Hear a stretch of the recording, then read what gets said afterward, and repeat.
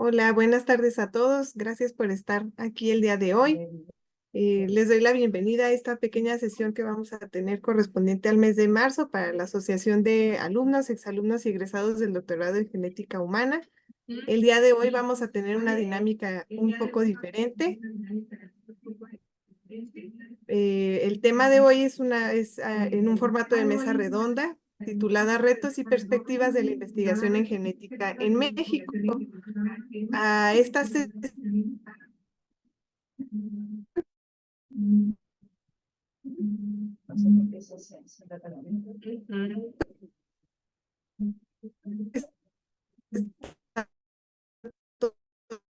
todos ustedes invitados, pero como mesa principal de discusión vamos a tener materias manejados. Están como egresados del doctorado y los tres pues se encuentran ahorita trabajando dentro del campo de la genética. Me voy a permitir hacer una pequeña presentación de cada uno de ellos para poder después iniciar como tal con la mesa de discusión. Muy bien. En primer lugar, tenemos a la doctora María Teresa Magaña Torres. Ella es químico farmacobiólogo egresada de la Universidad de San Nicolás de Hidalgo en Morelia, Michoacán. Ella cuenta con maestría y doctorado en genética humana por la Universidad de Guadalajara. Actualmente está adscrita como investigador titular en el Centro de Investigación Biomédica de Occidente del Instituto Mexicano del Seguro Social en la División de Genética. La doctora ha desarrollado múltiples líneas de investigación, como incluidas las dislipidemias genéticas, así como enfermedades raras, incluidas rasopatías, displasias esqueléticas, síndrome de Rett, entre otros. La doctora es miembro del Sistema Nacional de Investigadores e Investigadoras en nivel 2. Cuenta con más de 60 artículos publicados en revistas indizadas y tiene como formación de recursos humanos una tesis de licenciatura, 4 de especialidad, 5 de maestría, 12 de doctorado. Y cuenta con más de 20 proyectos registrados ante los comités del IMSS, así como más de 10 de estos proyectos pues, han recibido distintos financiamientos. Entonces, bienvenida, doctora Tere. Tenemos también la participación de la doctora en ciencias Tania Alejandra Aguayo Orozco. Ella es médico cirujano y partero por la Universidad de Guadalajara. Cuenta con maestría en genética humana por la misma casa de estudios. Actualmente es investigadora asociada en el Centro de Investigación Biomédica de Occidente, del IMSS también, y de igual manera en el área de citogenética. Es miembro de la Asociación Mexicana de Genética Humana y también del Sistema Nacional de Investigadores del CONACYT, a un nivel de candidato. Y fue presidenta de esta asociación en la mesa directiva anterior. Actualmente cuenta con 2 proyectos registrados ante comités del IMSS. Además, es fundadora y coordinadora general del proyecto de divulgación de la ciencia Alfa Científica. Bien, Tania,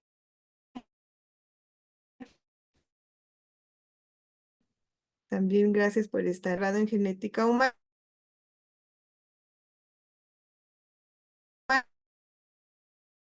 como profesor docente titular y es coordinador de la maestría en genética forense e identificación humana.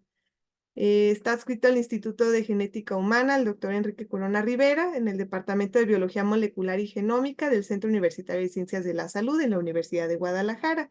El doctor ha realizado en su formación múltiples estancias de investigación en otros países y es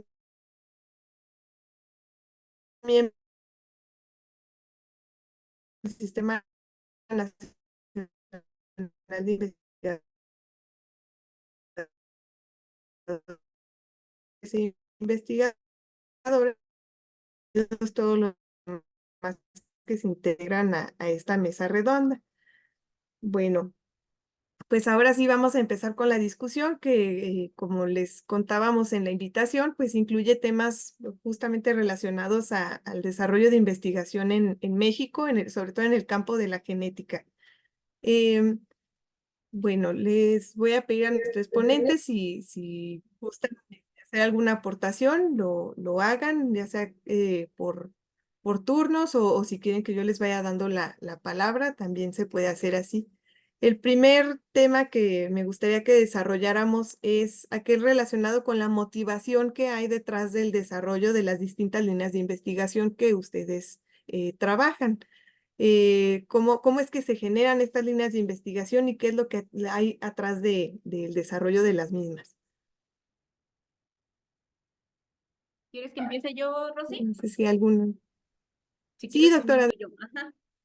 Bueno, pues muchísimas gracias por esta invitación. Creo que este tipo de actividades son muy importantes, sobre todo para las personas, bueno, para todos los investigadores, porque puede uno tomar algunos tips que no tenga considerados y sobre todo para los que están recién graduados, recién egresados o que van a punto de egresar.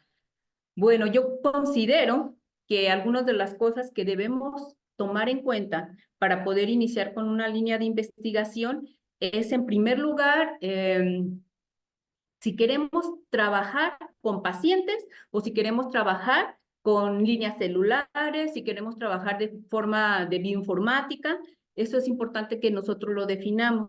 La mayoría de los estudiantes o muchos de los estudiantes continúan con las líneas de investigación de sus tutores, pero también hay algunos que pueden modificar o pueden cambiar de línea de investigación. También esto va a depender del lugar donde inicien a trabajar, porque cuando uno ingresa a una institución, nos solicitan que trabajemos ciertos temas prioritarios para el instituto, que es en el caso del IMSS. Debemos de seleccionar algunos temas que apoyen para el diagnóstico o para ¿cómo se llama? Seguimiento de los pacientes. Pero también puede ser una investigación básica o una investigación aplicada. Eso también tenemos que determinarlo para poder nosotros iniciar nuestra línea de investigación. Es importante que sepamos o que nos guste la investigación, porque en primer lugar tenemos que considerar varios puntos necesarios para llevar a la culminación de algún proyecto. Por ejemplo, nos planteamos una pregunta, enseguida tenemos que escribir el proyecto y de la manera más idónea, más legible, más entendible para poder conseguir financiamiento. Además, también tenemos que considerar la formación de recursos humanos, porque son rubros que nos piden y son necesarios para ir fortaleciendo la formación de investigadores. Entonces, eso también tenemos que considerar.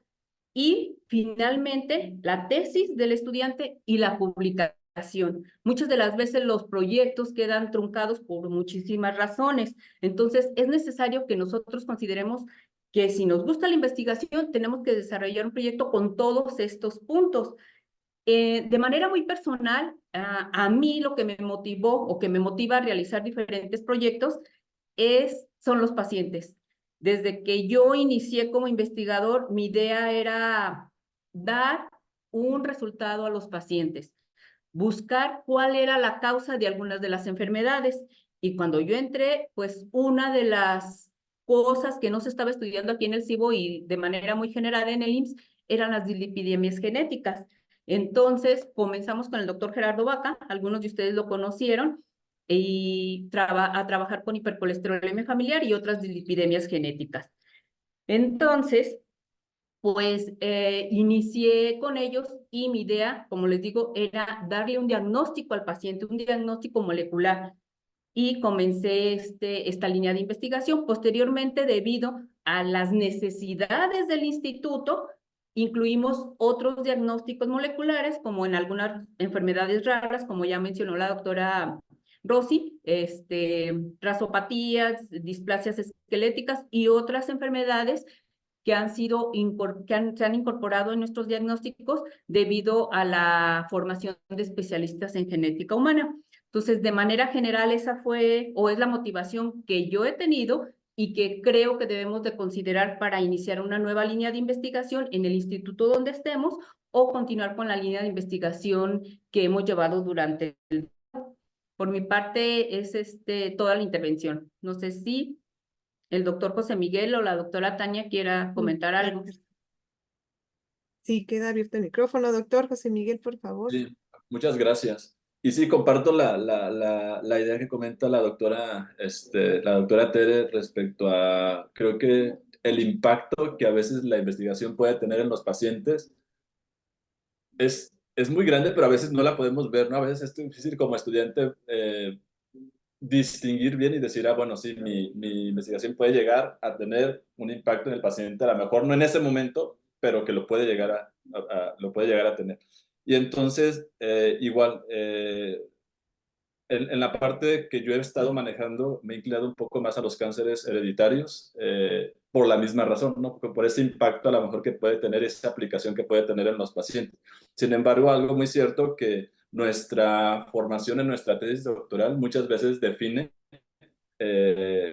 a lo que nos queremos a lo mejor dedicar o lo que vamos a odiar, ¿no? También, porque a lo mejor fue un tema que realmente nos apasionó y que de ahí se derivan o sublíneas o otras áreas, pero también puede ser que pueden decir, ah, bueno, esta línea de plano, este tema ya no lo quiero volver a tocar y entonces el doctorado también los prepara para eso, ¿no? Es la idea que no nada más en su tema de tesis, sino que también tener las herramientas para que, ok, esto no me gusta, pero entonces pues tengo las herramientas para formar una nueva línea en algo que realmente esté yo motivado a realizar. Y entonces en este sentido, pues yo venía trabajando, por ejemplo, con cáncer de colon en toda la parte de mi formación doctoral. Posteriormente, o sea, se fue abriendo como que ese caminito, a lo mejor no bien trazado desde un inicio, pero que me fueron encaminando a tratar un poco más los cánceres que tienen que ver con una cuestión un poco más hereditaria, síndromes oncológicos pues aplicados o que tienen una mayor aplicación a lo mejor en la parte clínica. Entonces, ese era un poco el comentario. Igual, nuevamente, que es una invitación y realmente es importante ese tipo de actividades. Sería genial que hubiera una gran cantidad de egresados conectados, que realmente es una parte importante, sobre todo la parte de motivación que se puede generar en ellos y que muchas veces es el diferencial entre un investigador y otro, ¿no? Esa parte de qué me está moviendo a hacer qué. Entonces, prácticamente ese era mi comentario. De acuerdo, gracias, doctor. Doctora Tania, ¿le gustaría agregar algo? Sí, claro. Muchas gracias igual por la invitación. Pues bueno, como ustedes saben, pues quizás soy la que recién me acabo de incluir en este mundo ya como investigadora un poco más formal o establecida. Entonces, pues tengo algunos comentarios como que espero que les sirvan a los que están a punto de egresar.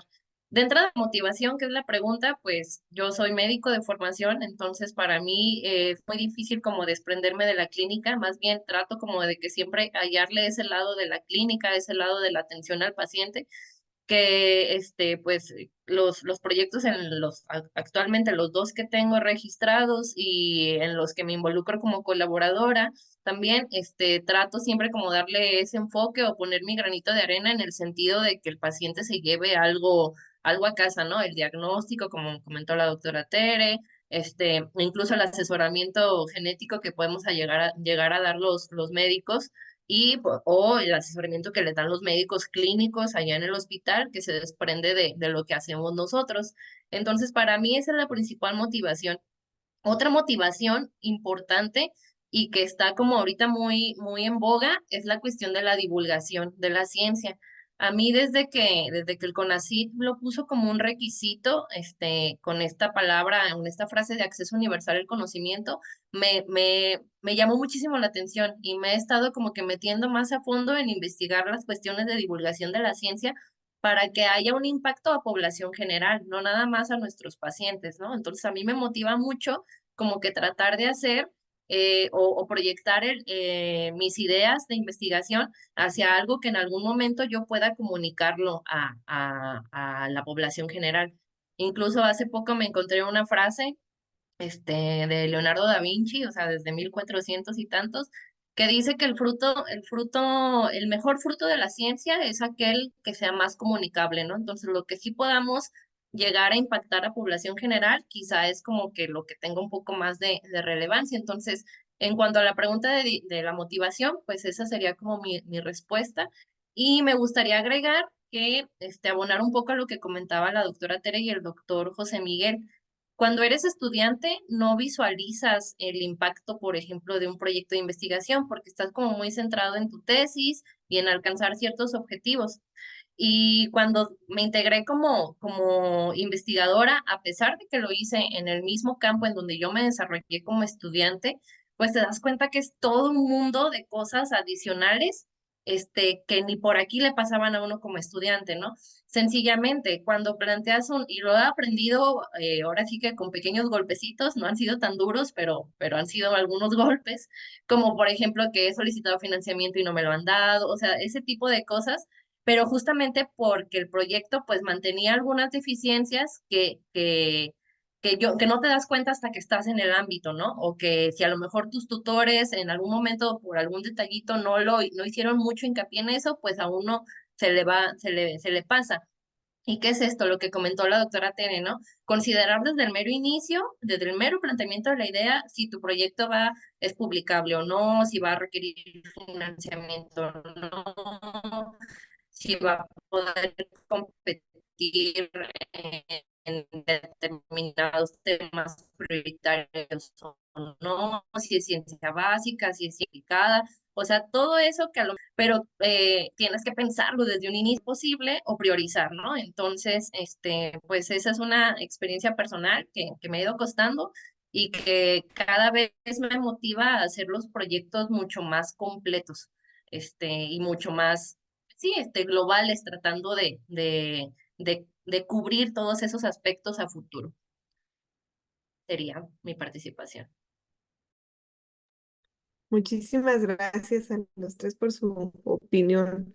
Pues sí, sin duda, son muchos los factores que hay que tomar en cuenta a la hora de generar estas líneas de investigación. Y creo que todos los consejos que nos brindan, tanto a los egresados como a los que aún no egresamos, pues son de mucho valor. Bueno, esto nos lleva un poco ya hacia nuestro segundo punto que vamos a abordar hoy y es justamente uno de los factores que tenemos que considerar, que es el acceso a los proyectos. Entonces, se debe siempre apostar por incluir técnicas nuevas. ¿Y qué tan fácil o difícil consideran que es la obtención de financiamientos una vez bien justificado en el proyecto? eh, el-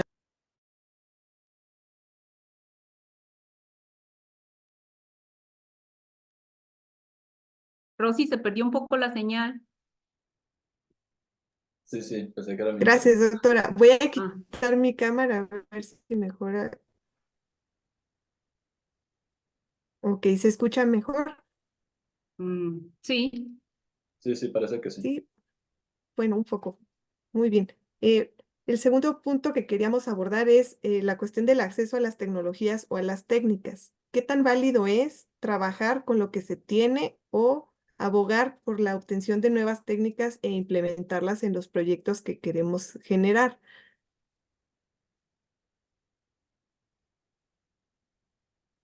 ¿Quieres que inicie yo? ¿O quieres iniciar, José Adelante, adelante. Miguel? Adelante, doctora, está bien. ¿Yo? Ah, ok, bueno. Eh, yo creo que esta pregunta es muy interesante porque todo va a depender del proyecto que uno tenga contemplado, ¿sí? Y también del interés de cada uno de los investigadores.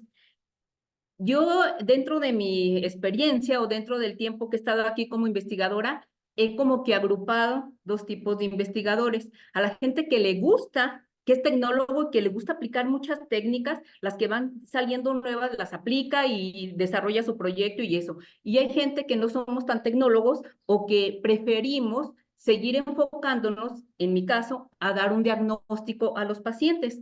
Por ejemplo, cuando yo inicié esto, como quería dar información más exacta o buscar la mutación o la variante patogénica que me genera la enfermedad, para mí era indispensable contar con un secuenciador, ¿sí? Entonces, pues, ¿qué fue lo que hice?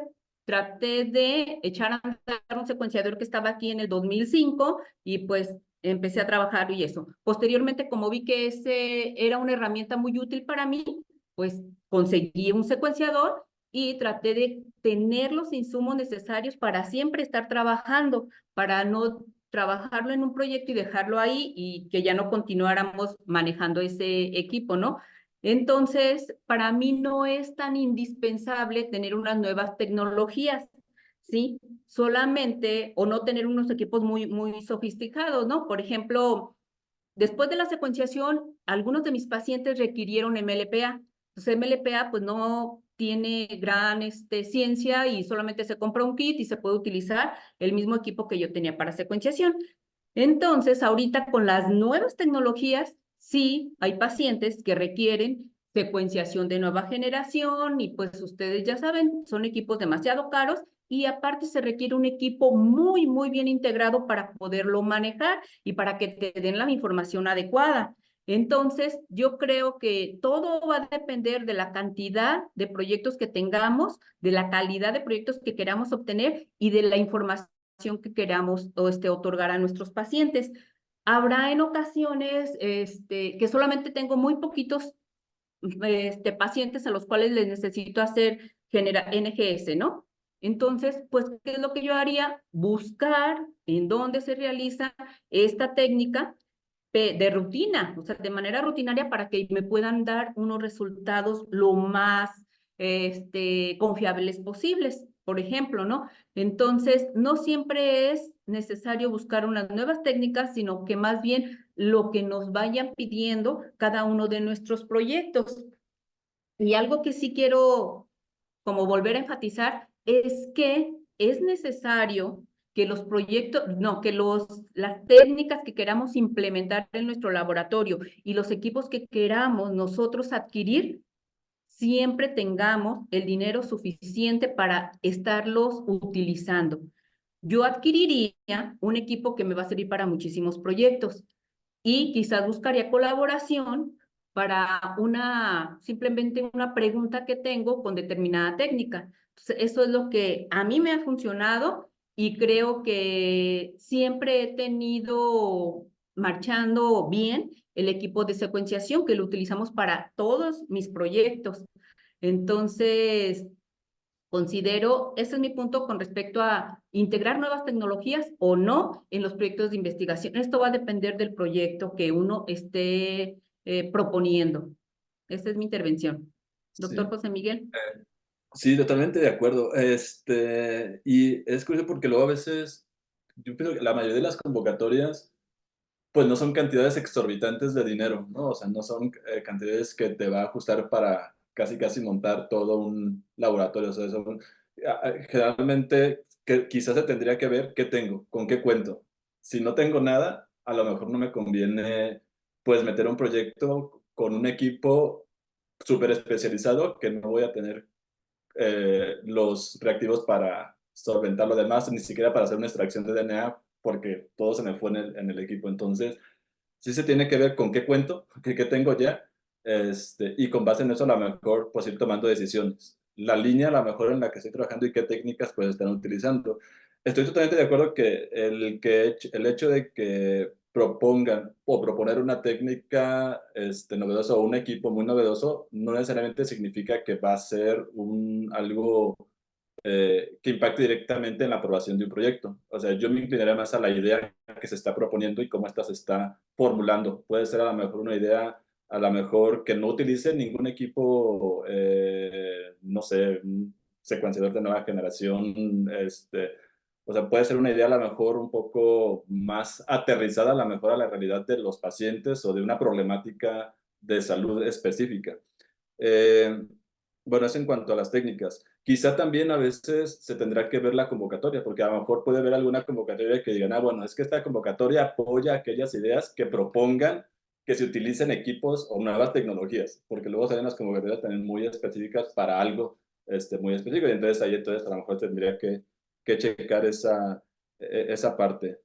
¿Qué más iba a mencionar respecto a eso? Pues sí, prácticamente que las convocatorias no son cantidades normalmente exorbitantes de dinero, y pues que habrá que ver, que regular y que planear bien el proyecto para que entonces pues lo que yo vaya a requerir, un millón de pesos, pues me ajuste realmente para todo. Son como las notas que alcancé aquí a tomar.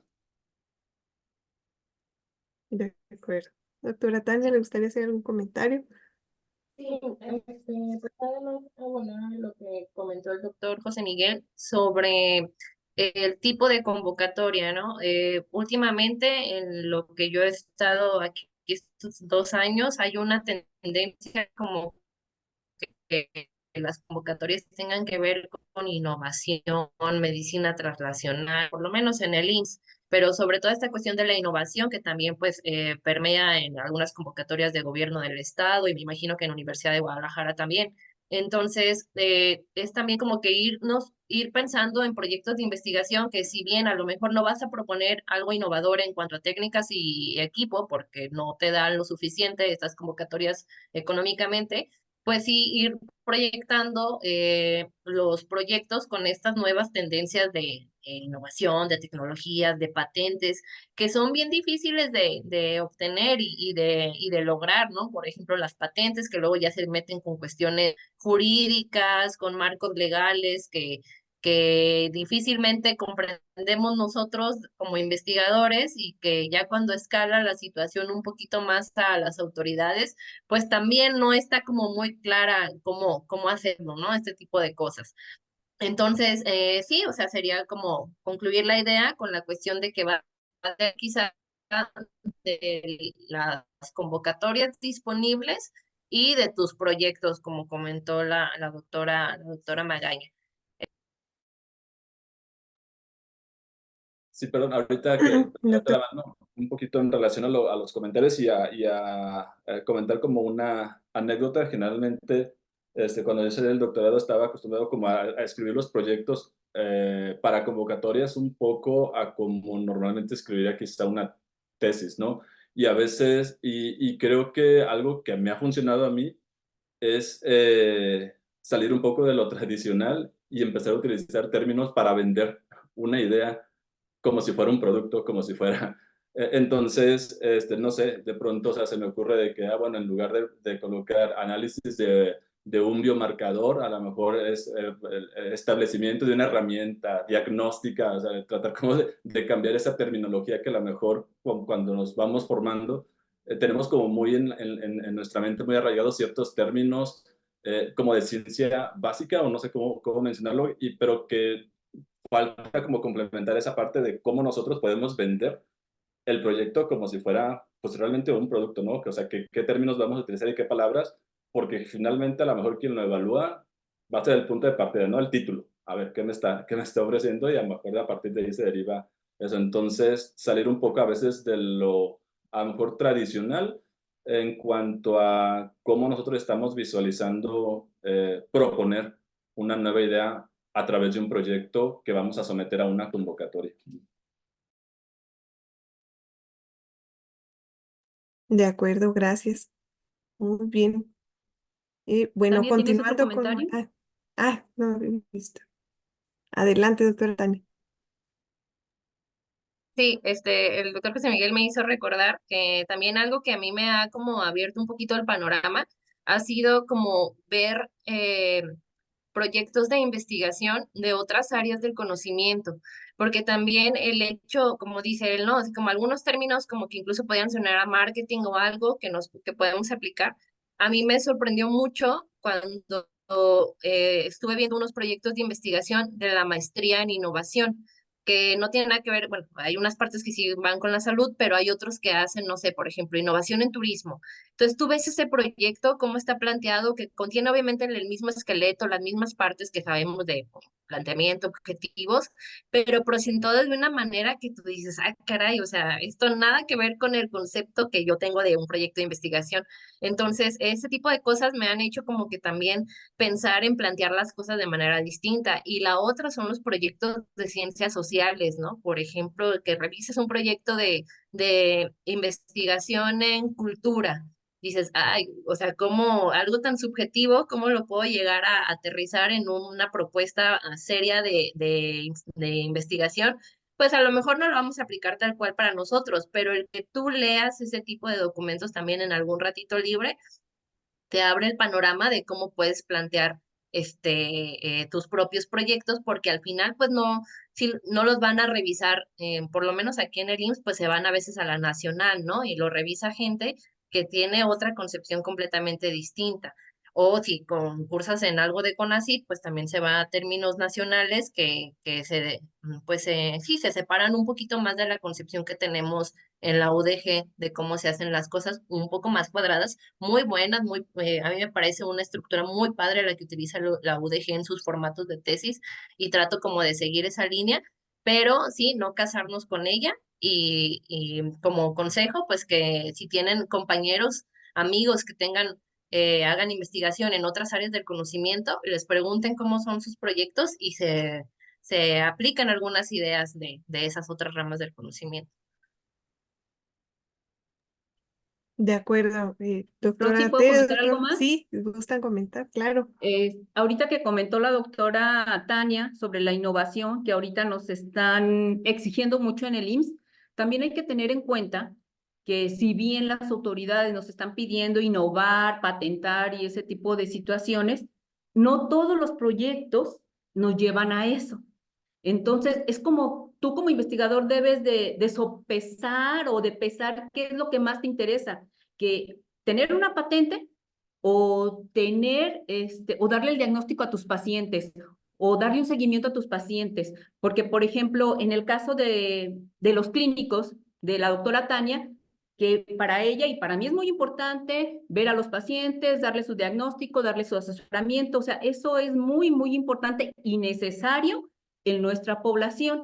Entonces, sí es cierto que necesitamos patentar, que necesitamos innovación, pero no todos los proyectos van hacia eso. Entonces hay que centrarnos y lo importante es que tengamos una muy buena justificación y muy bien planteada nuestra pregunta de investigación para que podamos tener recursos económicos y desarrollar nuestros protocolos. Entonces, no porque sea una tendencia tenemos que irnos por ese lado, sino que hay que estar seguros nosotros como investigadores de qué es lo que queremos hacer con nuestro trabajo, con nuestros proyectos de investigación.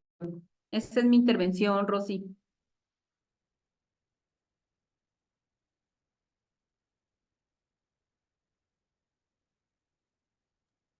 Entonces se le fue el internet. ¿Perdió el audio de la doctora Ay, Rosy? creo que Ya. la doctora se le fue el internet. Aquí está. Muy bien. No, bueno, pues no sé si alguien más tenga algún otro comentario sobre esto. Si no, para aprovechar el tiempo, vamos a ver otro de los puntos que teníamos por aquí abarcados para esta reunión de hoy.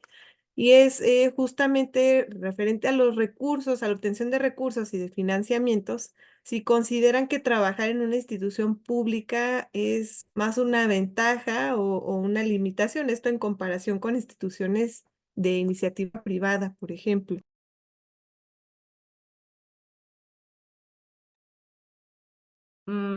Comiendo, si gustan, para seguir el mismo orden.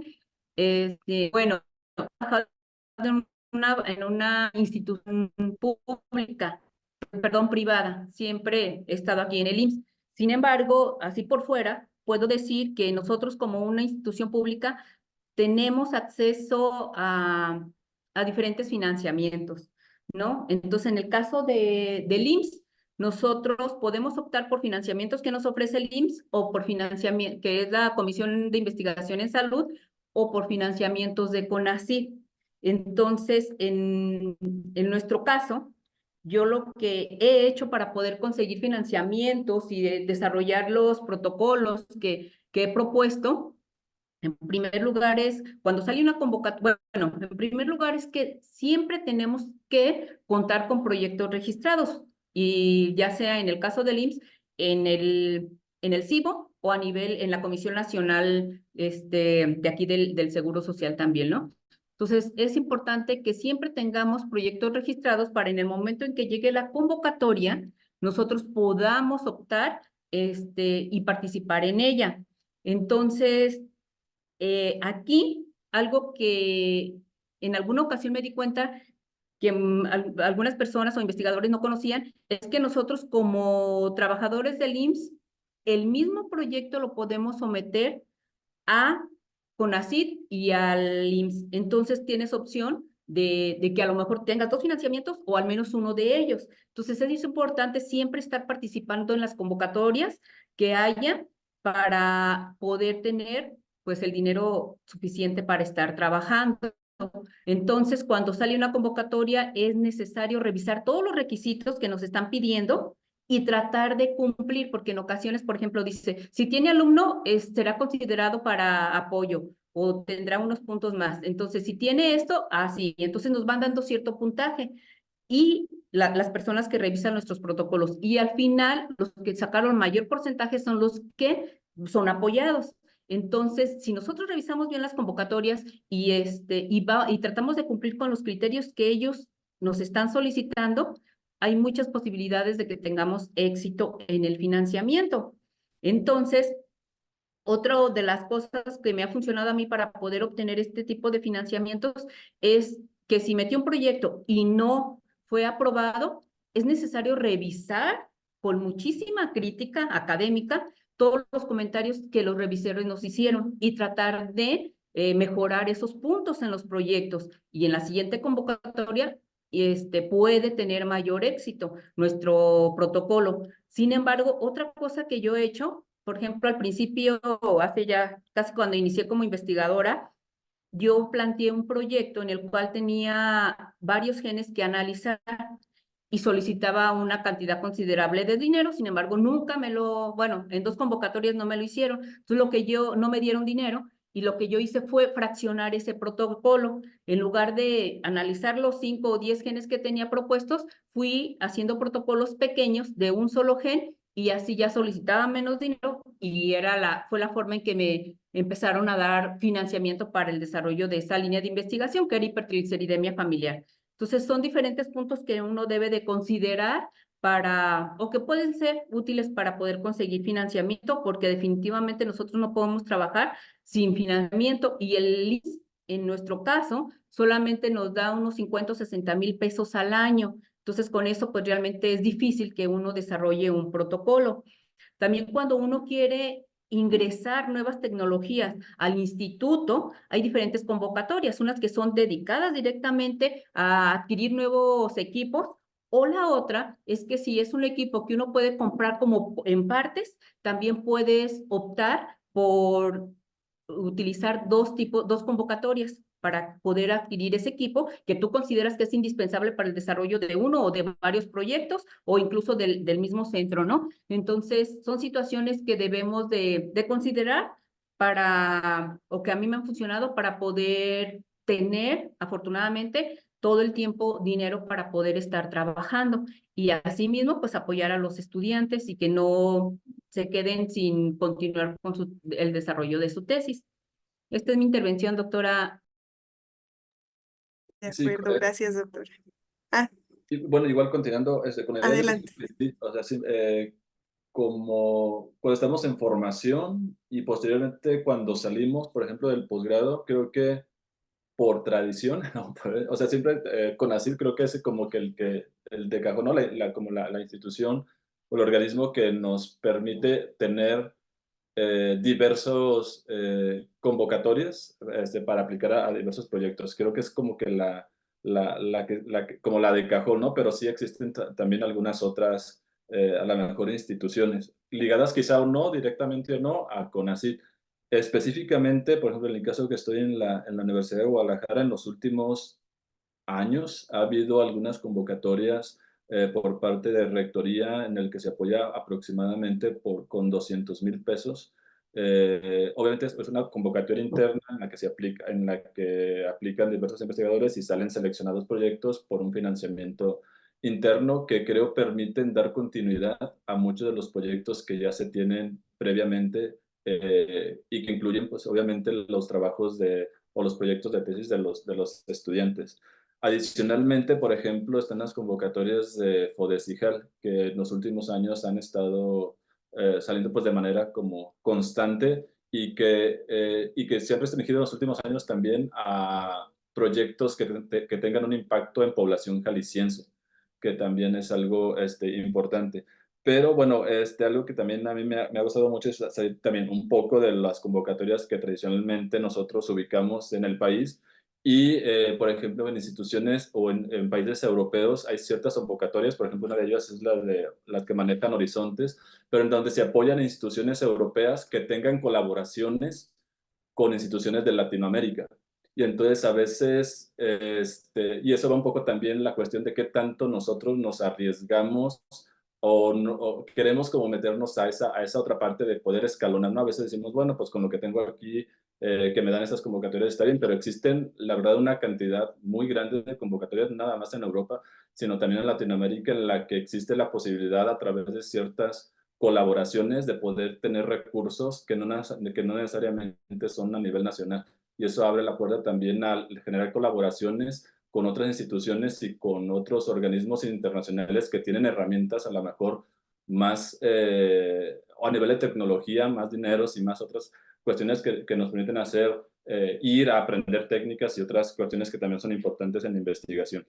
Y en comparación con instituciones privadas, tengo poca experiencia, por ejemplo, con instituciones de educación privada, pero sé que normalmente, más que participar estas instituciones privadas en convocatorias como CONACYT, tienen muchos financiamientos o se apoyan mucho de cuestiones de la inversión privada, de farmacéuticas y de otras cuestiones que a lo mejor pueden obtener algún producto como una patente, que a lo mejor es menos probable o menos común, a lo mejor que en instituciones de educación pública pueda surgir. Entonces, ese era mi comentario. Gracias, doctor José Miguel. Doctor Reta.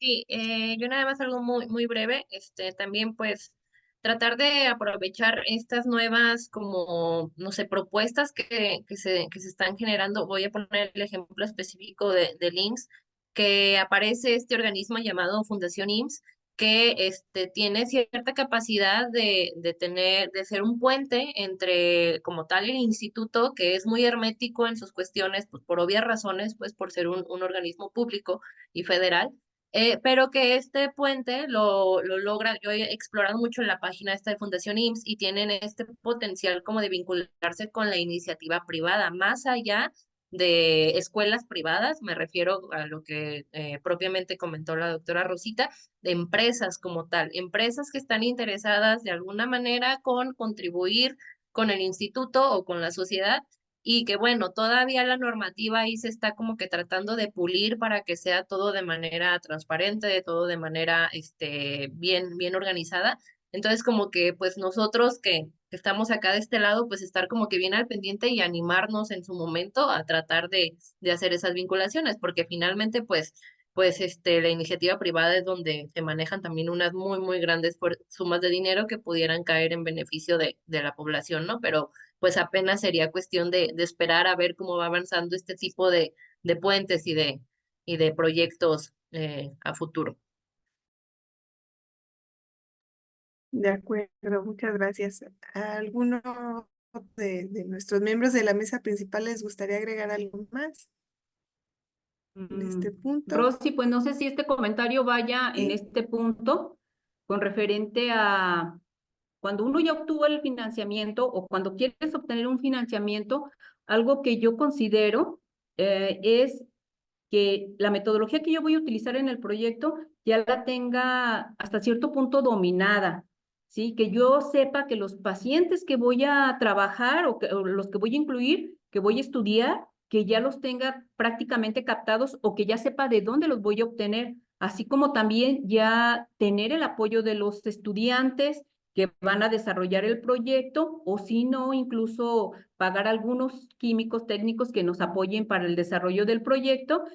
Y en ocasiones hay estudios en los que se requiere un análisis, un previo estudio piloto para poder yo asegurar que el proyecto va a desarrollarse y va a terminarse con tiempo y con toda la satisfacción que me está pidiendo la persona que me está dando el financiamiento. Entonces, estos son puntos que sí son necesarios que los consideremos y que nos van a llevar a un buen término del protocolo para poder no quedar mal con las personas que nos dan el financiamiento y poder optar por siguientes financiamientos y que no seamos castigados, ¿no? Entonces, es necesario que consideremos todo esto antes de tener el financiamiento para poder salir adelante con el desarrollo del protocolo.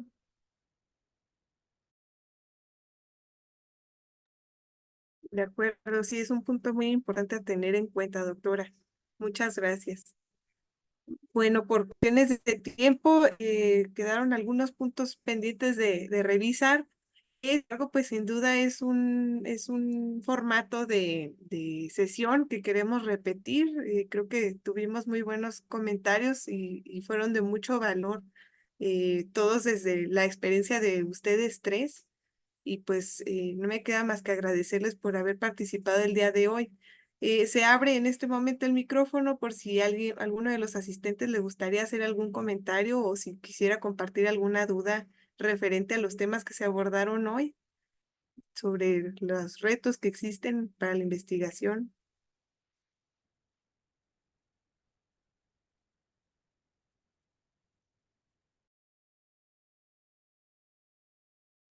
No sé cómo levantar la mano. Solamente me gustaría comentar algo, si es Sí, posible. adelante, doctor Becerra, claro. Antes que nada, saludar a todos y reconocer esta labor que está realizando la mesa directiva de la asociación.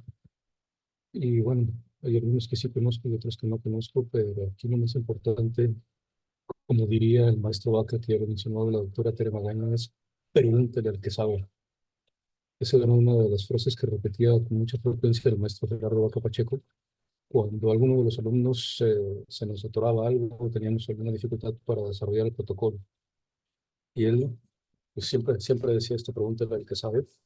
Y yo creo que ahora que no está el maestro Vaca Pacheco, pues hay muchas otras personas que pueden ayudar a resolver este tipo de dilemas. La doctora Tere Magaña, la doctora Tania, el doctor José Miguel y algunos otros más antiguos como el doctor Figuera que pueden ayudar a todas las personas jóvenes para ayudar a desenmarañar las dudas que están relacionadas con el protocolo. Y bueno, concluyo diciendo que el doctorado no es otra cosa más que los primeros pasos en las cuestiones que tienen que ver con la investigación y que las cosas más fundamentales se van a aprender conforme a la práctica, conforme se vaya enfrentando uno con retos.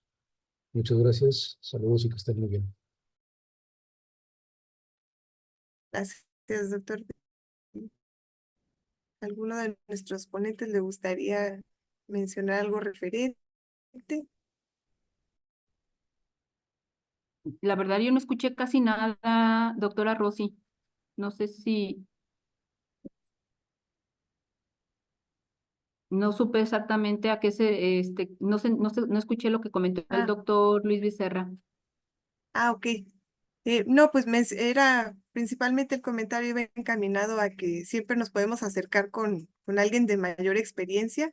En este caso, pues contamos con ustedes tres, pero hay muchos otros. Él mencionaba al doctor Luis Figuera, que pues siempre son nuestros maestros y nos podemos acercar con ellos ante la duda, ¿no?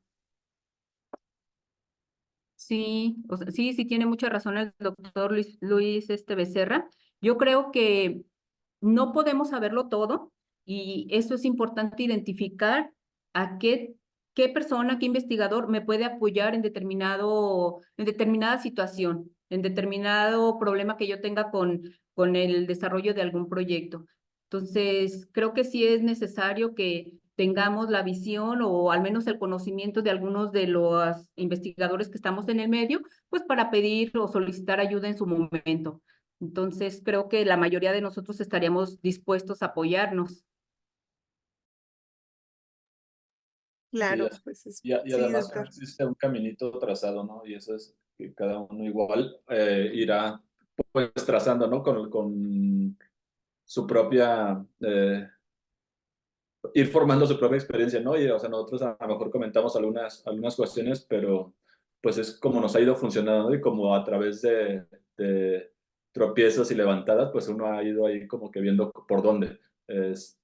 Pero bueno, esperemos, yo espero realmente que, pues que les pueda servir, ¿no? Toda esta información y obviamente sí, cuando se requiere algo, creo que no solo nosotros, sino todos los que hemos formado parte del doctorado como profesores, a lo mejor, pues, bueno, estamos dispuestos ahí a apoyar de alguna manera. Doctora Tania. Sí, yo quería comentarles, sobre todo a los compañeros que todavía están estudiando. Bueno, en mi caso me tocó tener todavía este programa en el que tuvimos muchas clases y conocimos a muchos pues profesionales en la genética. Entonces yo, más allá de que la carga horaria haya sido pues muy grande, muy pesada, a mí me sirvió como para conocer maestros tanto de UDG, de los hospitales civiles, de acá de Cibo, y como que tener pues sí, una agenda más grande de con quién recurrir, ¿no? Y quizás las nuevas generaciones, al tener como un poquito más limitadas las clases, pues como que no conocen a muchos, entonces que lo hagan por su cuenta, ¿no? Que busquen esa manera de conocer a otros investigadores, ya sea porque son los tutores de sus propios compañeros de generación o de una generación más arriba o más abajo con la que se lleven, entonces que no desperdicien esa oportunidad de hacer vinculación con investigadores vigentes mientras están como estudiantes, ¿no? Porque ya cuando uno sale como que es un poquito más difícil, sobre todo si no estás inmerso como en el medio de la investigación, a lo mejor te fuiste un ratito a dar clases o algo por el estilo. Entonces sí, ese sería mi consejo a los que todavía están estudiando. Si les tocó este programa en el que hay un poco menos de clases, pues que traten de cubrir esa vinculación con médicos, con otros investigadores, ya sea mediante sus propios compañeros o en el acercamiento propio aquí en donde saben que no. Muchas gracias a todos por su disposición. Nosotros pues sabemos que podemos buscarlos y sí, sin duda hay que buscar la manera de conocer más personas porque pues muchas veces la investigación pues se trata mucho de hacer equipo. Entonces, pues bueno, les agradezco de nueva cuenta a nombre de la mesa directiva de la asociación y a nombre de todos los asistentes por tantos consejos de mucha validez. Entonces, pues esto sería todo por el día de hoy. A manera de anuncio, pues hay que seguir por ahí los proyectos de los egresados, como este proyecto de la doctora Tania, de Alfa Científica, así como todas las ponencias que nos brindan a lo largo de sus trayectorias, pues siempre seguir este tipo de eventos de divulgación, pues nos sirve también para conocer a todos nuestros profesores. Entonces, es estar bien pendiente de todas estas cuestiones de divulgación. Y pues nos estaremos saludando de nuevo una vez que se reintegren todos luego de las vacaciones de Semana Santa. Espero que todos tengan oportunidad de descansar y pues estamos pendientes para futuros eventos. Muchas gracias.